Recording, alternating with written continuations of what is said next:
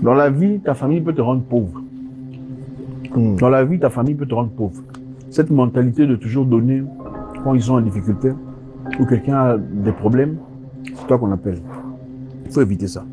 Pourquoi? Il faut éviter ça parce que c'est vous qui habituez aux gens de toujours vous demander.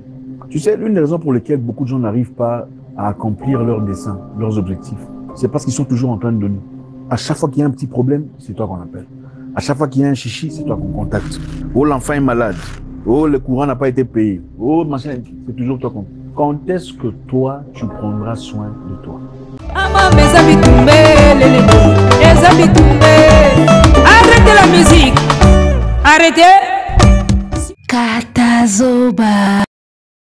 Quand est-ce que toi, tu prendras soin de toi, l'a dit M. Zach Mwekassa, l'ex-boxeur congolais, un fils du pays, notre frère, Zach Mwekassa, la Mwekassance, fondateur de la Mwekassance. Et quand est-ce que toi, tu prendras soin de toi? Ça m'a interpellé, mesdames et messieurs. On vous dit Mbote, bonjour et bienvenue dans Katazoba, la chronique Antello. Et vous êtes bel et bien sur Boalwood TV, la meilleure chaîne YouTube du moment. Vous êtes en compagnie de la gourou de son temple. C'est un plaisir pour nous d'être là pour partager ce moment avec vous. Et nous espérons que le plaisir est aussi partagé. Alors, restons ensemble, il n'y a pas de souci.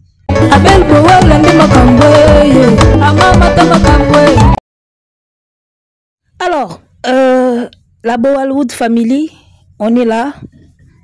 Voilà, je suis tombée sur cette vidéo de Zach Mwekassa que j'ai l'habitude de suivre. En tout cas, dans l'Andakaye, vraiment Mingi. C'est un Congolais. Hein. Il est aussi très suivi. Il a 1 million d'abonnés sur sa chaîne YouTube. Il est très suivi. Il y a des commentaires, des émissions, il y a des Camerounais, des Gabonais, des Sénégalais, des Maliens, des autres commentés. En tout cas, il est vraiment suivi en Afrique. C'est un frère congolais, heureusement. Alors, Nalandaka Zach Mwekassa moi trop. Ba vidéo musuna Nalandaka Natalika Analeki Nanga, mais oh siko, je suis tombé sur cette vidéo là. Ça m'a parlé, mesdames et messieurs. Ça m'a parlé, les gars. Alors, je ne sais pas ce qui m'arrive. Na commencé à penser na sujet moroboy.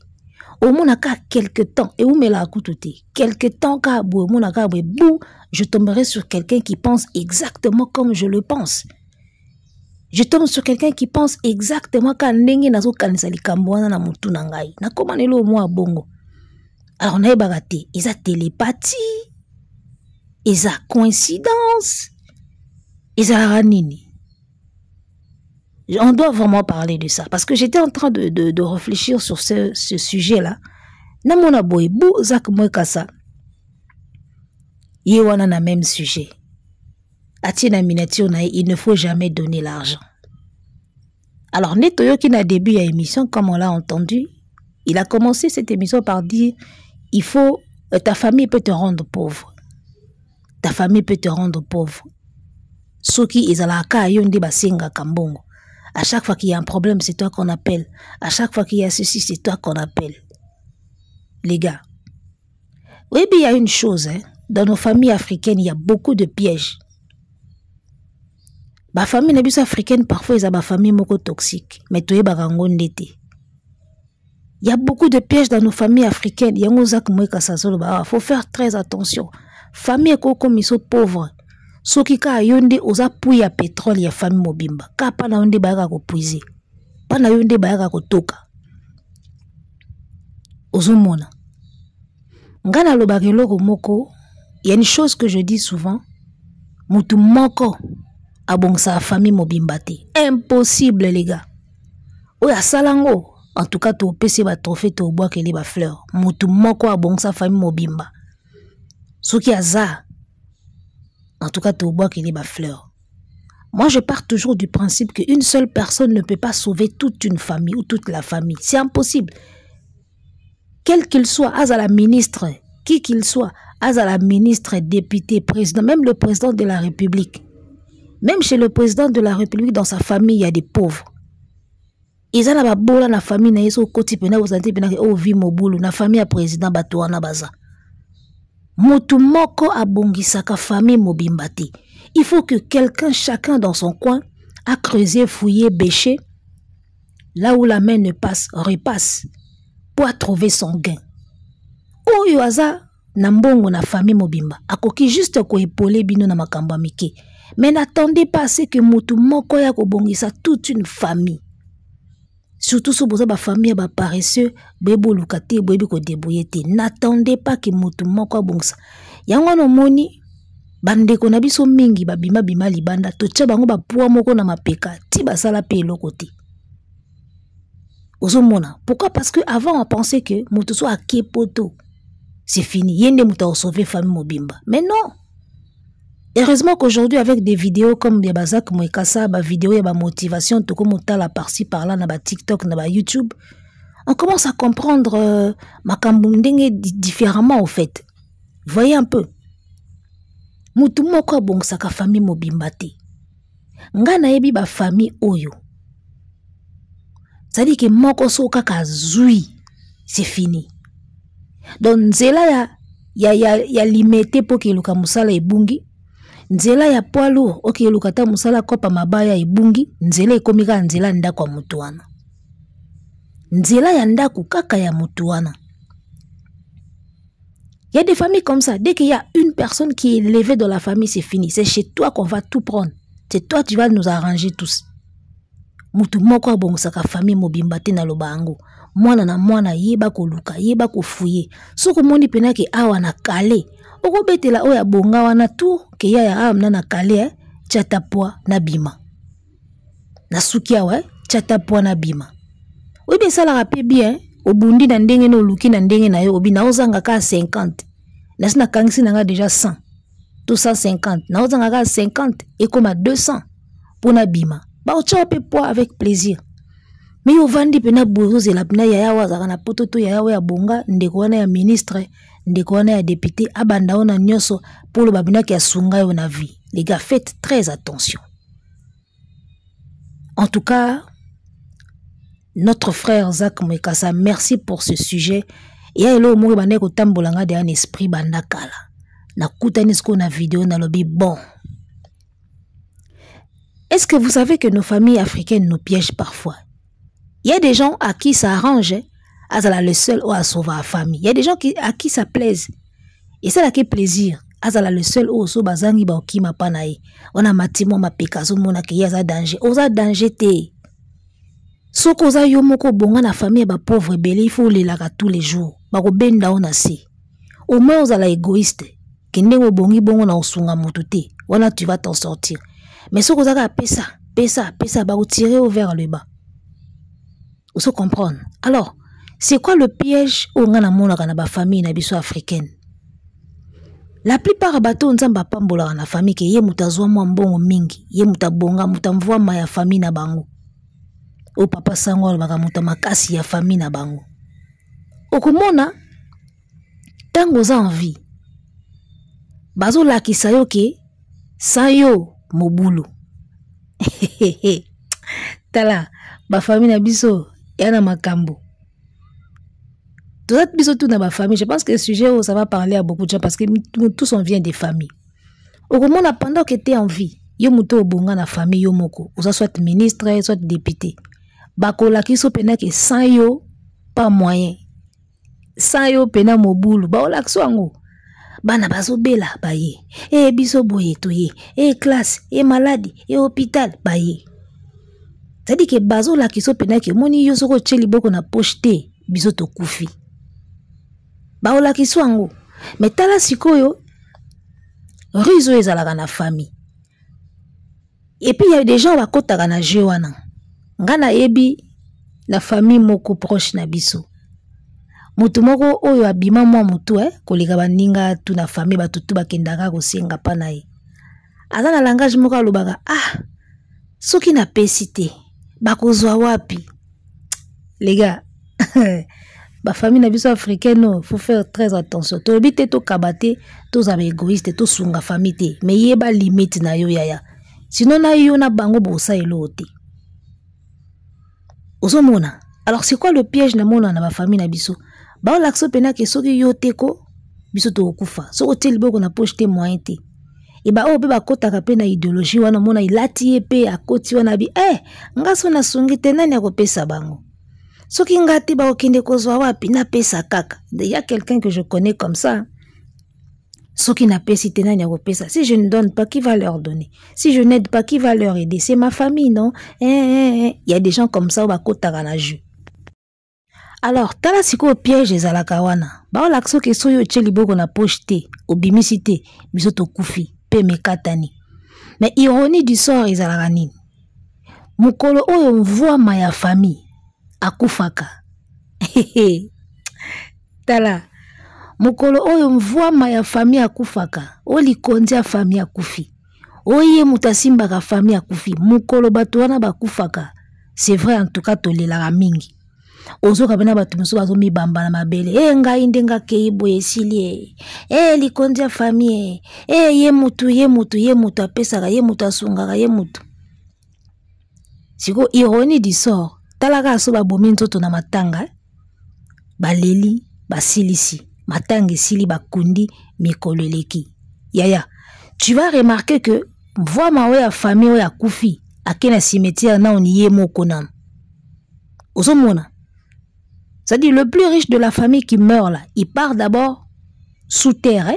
il part déjà dans la tombe seul. Akena na tombe na oniye moko. Tout wana oya bande ko sunga batikali. Même ceux qui disaient que comme tu es parti là, c'est fini pour nous. Qui va encore nous aider? Qui va encore nous soutenir? Tu verras 1 mois, 2 mois, 1 année, 2 ans après, ils continuent de vivre. Vous voyez le piège qu'il y a trop souvent dans nos familles africaines. Et le reçoit on a tel ango yango. Au moins on voit ma famille à Koufi. Bat ba mi bomi nzoto musu kuta piqué crise ata 5 fois ba sombele mili kamai ba melisi à la muki azo titi là pour me voir ma famille à Koufi. Mais talaka tant aussi ça kokunda voir ma famille. Yaya. Un an après, 2 ans après, au moins ba bola na tout bazana bango ba vivre. Bazo vivre. Ça dit que de ton vivant, tu peux croire que mon koloyo okufa ba vie na bango et s'arrêter. Hein? Parce que toi, tu ne leur donnes plus rien. Ils vont vraiment arriver à te faire croire que yo mukolo kotaka na cercueil, bango pe batimoli mabulu pembeni bakoti. Lokuta. Mvo ma famille a kokufa bakokunda ya ke na cimetière ba pauvre wana nyoso batikali ko vivre. Mususu kuto mona, ils vont vivre même plusieurs années après lui. Bah mususu ba vivre même plus longtemps que lui. Ils vivent même plus longtemps que le riche de la famille qui est parti. C'est pour dire quoi? Si tu ne le donnes pas, ils auront d'autres moyens de survivre. Mais parce que au quotidien idéologie na bango, parce que au quotidien esprit na bango, yope là tu monaka, si je ne le donne pas, qui va leur donner? Si je ne les aide pas, qui va les aider? Maman, mokolo kota na cercueil ok, au monde ndenge ba okoma ba courage. Tu verras comment ils vont continuer à vivre ba bando lia. D'accord? Bazo lia, bazo lata, bazo bima, bazo foutre la paix bana minerve, bazo bota paix, bazo continuer ko bota sans yo voir ma famille oyoki. C'est vrai que une petite partie à vivre s'est dégradée. Ozomona, mais ba okufate po yo kufi. Tu vois maintenant le piège qu'il y a souvent dans ma famille nabiso. Nous on était très jeunes, on observait des choses comme ça. Au moins la famille moboy mutasunga bango akufi. Voix ma kufi, bat bazole la li konza famille akei. Alors étant jeune, on se disait mutasunga bango ndinga kufi boy, sûrement bango pe ba landa kaka. Mais au cas où boy, 1 an, bazaga wana. 2 ans, bazaga en vie. Bazolia, baolata. Médiocrement, hein, mais quand même bazo vivre. Tu vois ça?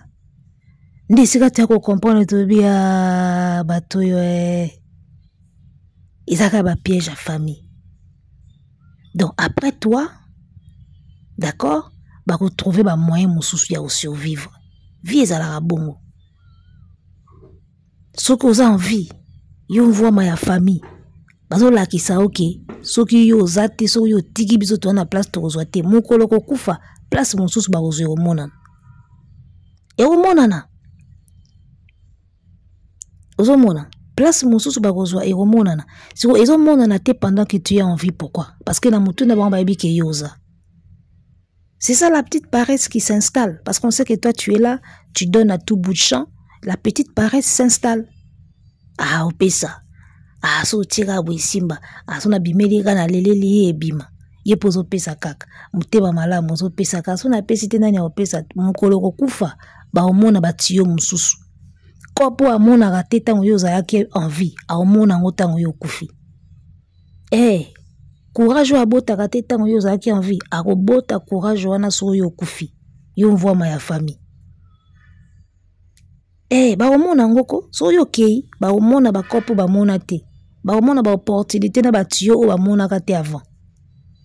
Donc c'est ça un peu le petit piège où ils ont ba famille na biso pour la bateau ba bonga moi mingi quoi bateau bazo moi chance ya kozo moi mbongo kolika baninga na famille mingi batomba na ba piège wana ebele batomba na ba piège wana soki yo te nani mosusu kufaka omona so bat bakufa ba monaka otala pena nde bazo vivre na sima na yo bia bato bakosanga na oazaye komi bamba na matanga tango kufaki liboso ebembe nazo beta bashita biloko kenga esili omona yendenga ko wumela koleka yo na mukili ako vivre longtemps omoni. Donc en tout cas na ba famille c'est bien, il faut tout ça faire très attention soko za yo moko ozaka na mwa bozwi na famille na mwa position bien et que baleki tuba ya tuba ndeko tuba ka olelela yo kosunga famille eza mabete mais faut yeba nengo kosunga la famille omoni. Et puis éviter de tomber dans le piège là ya si tu ne donnes pas qui va nous donner, qui d'autre va nous aider. Éviter de tomber dans ce piège là, c'est un vrai piège, c'est vraiment un vrai piège. Quand on est dans le lobby pendant que toi, le boss de la famille, tu es en vie, on te fait croire que le jour où tu partiras, c'est fini pour toute la famille. Alors que le jour où on va t'enterrer, là, tu vas voir que tous ces pauvres-là vont vivre longtemps plus que toi. Ils vont continuer de vivre. Et toi, dans l'au-delà, là-bas, tu vas te poser des questions. Mais ils vivent comment? Ils vivent.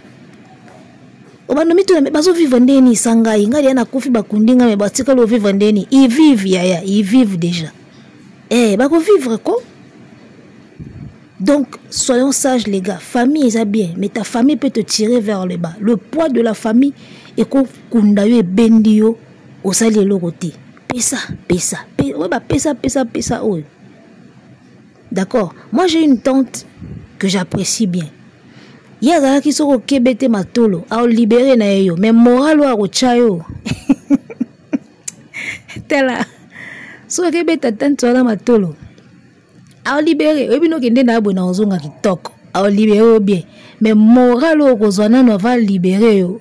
Ça dit que posons à sous deuxième façon bon on a pesi ok, au sali nango lokote, posons à ozwa makolo kilo. A go beto moral moko boy, ça dit que so ka libérer yo, il faut bien en tout cas bon a pienga, il faut la keka ko sa nango loka malonga. J'ai une tante comme ça que j'apprécie bien. Au moins, il bien bangwana. Ça dit qu'ils ont aidé, mais ils ont bendrete. Tu vois? Ils ont aidé, mais ils ont bendrete. Et puis qu'il faut aider. Mais il faut un moral pour comprendre que mbongo, ils ont papier, ils ont makasate. Alors, beto maman na moral. De tout ça, mbongo, tu es moko kende. Mbongo, il faut gana balola ngoka ebota. So na balola ebotite. Na so suma korona zonga. Oyoka kilo bataboué na famille mingi to ina bango. On a tendance à les haïr des gens comme ça qui sont franches, qui donnent mais qui ne donnent pas bêtement. Tu vois? Ils donnent mais ils ne donnent pas bêtement. On a tendance à les haïr bataboué na famille. Mais c'est des bonnes personnes. Tu comprends na banka soto koli. Neti ngande na kola bo ndena comment comprendre que yazaki bien, yazaki faux. Mutu bwazaki bien, tante kingandi nani kingandi yazaki bien, yazaki faux. Tu vois, c'est pas parce qu'on te donne si facilement que c'est bon.